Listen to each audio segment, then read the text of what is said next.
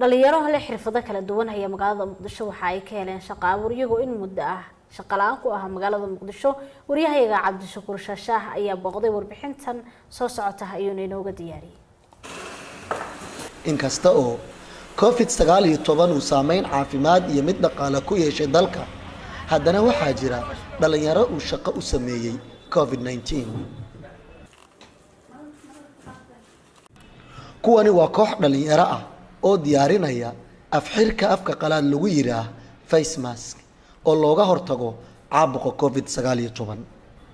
waa ay feereynayaan waxayna sidoo kale ku buufinayaan daawooyin jeermis dila ah.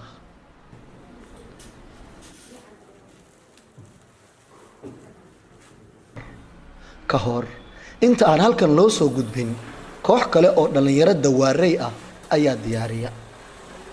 waxa ay leeyihiin hage tusaalaysiinaya hawsha ay qabanayaan si loo sameeyo afxirkan face mask loo yaqaan.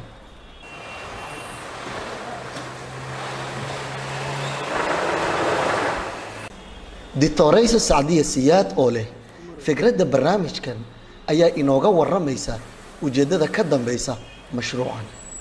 markii aan aragnay inuu suuqa ka dhamaanayo maskarada face wajiga lagu xirto, waxaan arkay inay baahi ka jirto suuqa.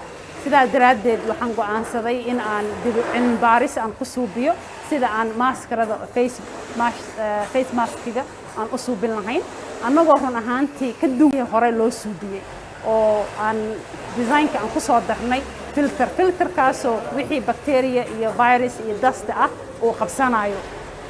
marka xoogga waxaan saaray in aan wax quality leh oo aan wadanka aan ku soo saaciidiyo productionkiisa. marka ugu horeyso kaalin weyn ayuu macadka Hana Academy teamkeena aan ka qaadanaynaa sida ay loo yareyn lahaa faafka cudurka coronavirus iyo midda kale toodna si aan dhalinyarada Soomaaliyeed aan shaqo abuur uga suubin lahayn.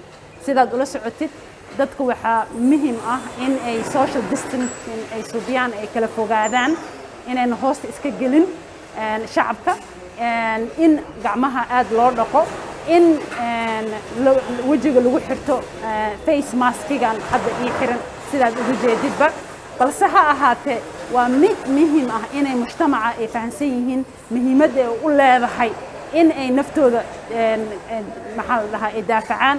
Soomaalida waxaa lagu tiriyaa dadyow farsamada gacanta aad ugu wanaagsan, haddana inta badan waxyaabaha ay soo saaraan dadku uma isticmaalaan sida waxa dibadda inooga yimaada. waxayna taasi sababtaa in aragtida Soomaaliga farsamo yaqaanka ahi ay noqoto hal bacaad lagu lisay. afxirka caadiga ay dunida isticmaasho waa one time, yacni hal waqtiile, balse kan waxaa la xiran karaa dhowr mar oo waxa uu awood u leeyahay in la dhaqo oo dib loo xirto mar walba. face mask aan ku suubina macadka Hana Academy waa reusable. face mask iyada oo aad farmashiyaha ama suuqyada laga soo iibsado waa one time use.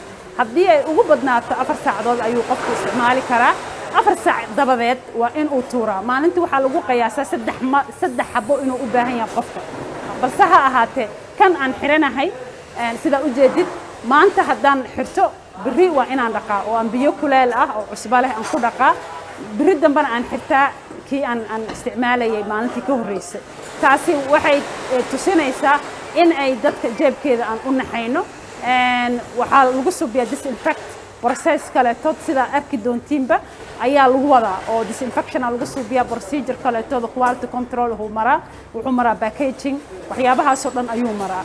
hawl adag ayaa ka socota halkan oo ah macad lagu barto xirfadaha gacanta oo lagu magacaabo Hana Academy.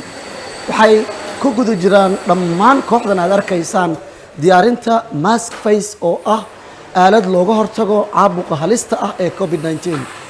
Cabdishakuur Shaashaah, RTN, Muqdisho.